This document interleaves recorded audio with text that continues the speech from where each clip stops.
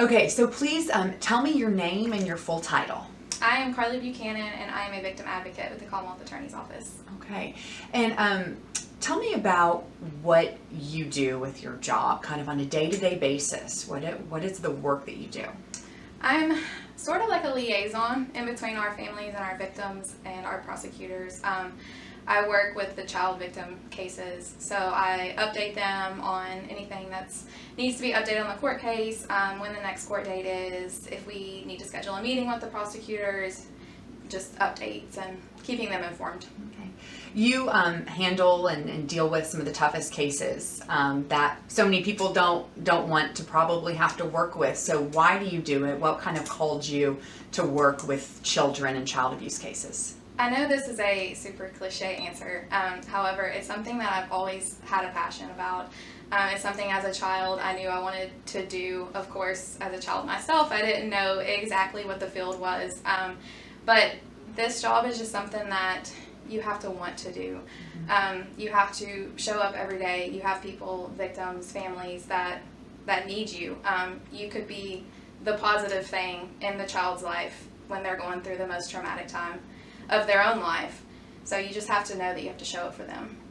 And when you do help children and their families navigate these most difficult times, it has to impact you as well. So how do you make sure that you keep a healthy mental health and that you're able to show up each day and be the advocate that they need? I think that anyone that works in this field would be lying if they said that some days are harder than others.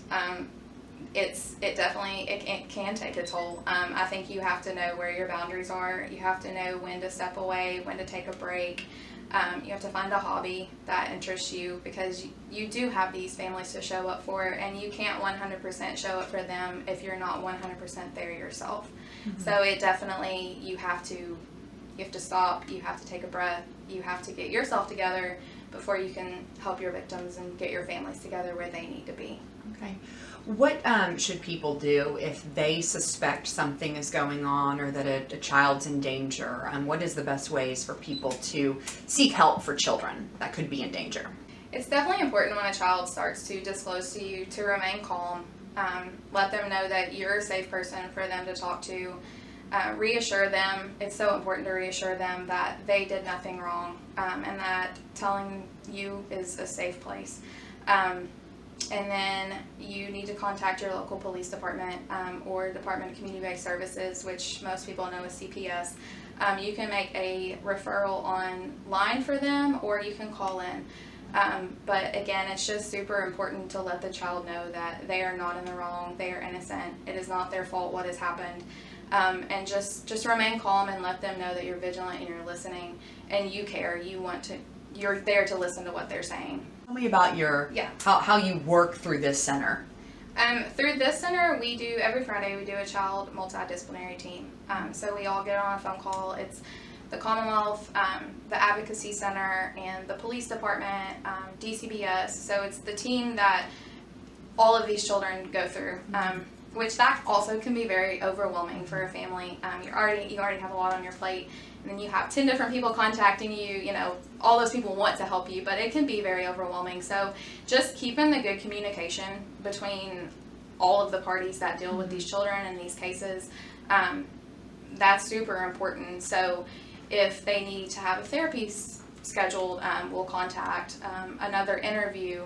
So the Advocacy Center really helps us with that. So they touch on all of those bases that we need. Brings it all together, yeah.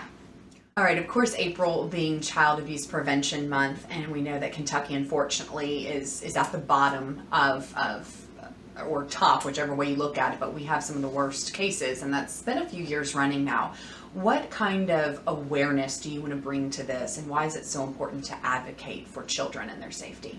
I think it's important because the idea of child abuse is people know that it's there, people know that it happens, but again, it's like it's never going to happen to me. It's never going to happen to anyone in my family.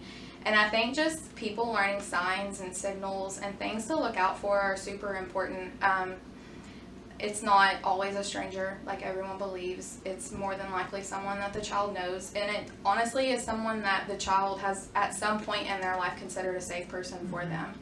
I think it's just super important to just remind the public that it is out there, it does happen, and that they just need to be aware and look for signs and signals of it.